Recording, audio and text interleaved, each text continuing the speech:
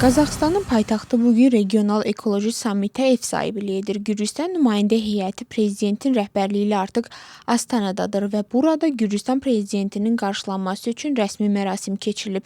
Mixail Avelashvili Qazaxıstanın baş naziri, xarici işlər naziri və Astana meri qarşılayıblar. Sammitin plenar iclasında Gürcüstan prezidentinin çıxışı və iki tərəfli görüşlər planlaşdırılır. BMT ilə tərəfdaşlıq çərçivəsində keçirilən forumda müxtəlif ölkələrin liderləri iqlim dəyişikliyini müzakirə edəcəklər. Dənizə çıxış olmayan ölkələr üçün xüsusi əhəmiyyət daşıyan əlaqələndirmə məsələsinə də diqqət yetiriləcək. Sammitdə Gürcüstan prezidenti ilə yanaşı Ermənistan prezidenti və Azərbaycanın baş naziri müavini də iştirak edir. Hökumətdə həyata keçirilən kadr dəyişiklikləri ilə bağlı parlament gələn həftə müzakirələr aparacaq. Dünən məlum olub ki, Mammukam Dinaracı Dövlət Təhlükəsizlik Xidmətinin rəhbəri vəzifəsini tərk edir və hüquq mühafizə orqanları ilə koordinasiya üzrə dövlət naziri postunu tutacaq.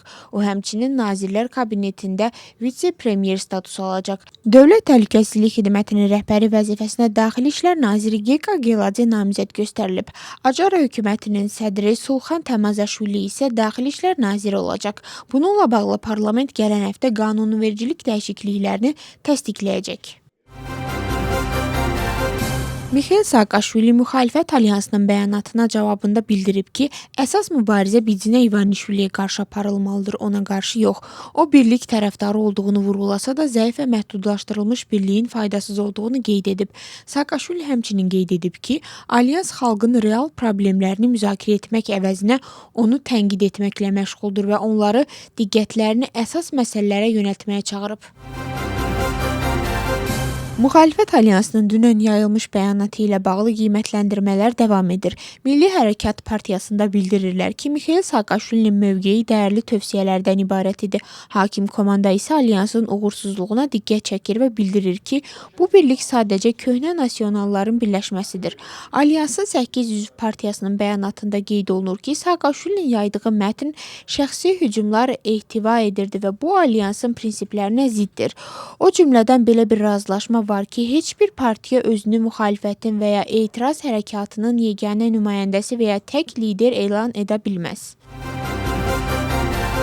ABŞ prezidenti bildirib ki, İran Hörmüz boğazını bağlamaq istəmir, çünki gündə $500 milyon gəlir əldə edir. Bu barədə Donald Trump Truth Social platformasında yazıb. O qeyd edir ki, İran maliyyə kollapsı vəziyyətindədir və buna görə də boğazın dərhal açıq qalmasında maraqlıdır.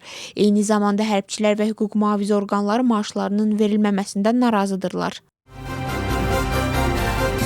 Ukraynalı mütəxəssislər Rus neftini Avropa ölkələrinə daşıyan Drujba boru kəmərinin təmirini başa çatdırıblar və o fəaliyyətini bərpa edə bilər.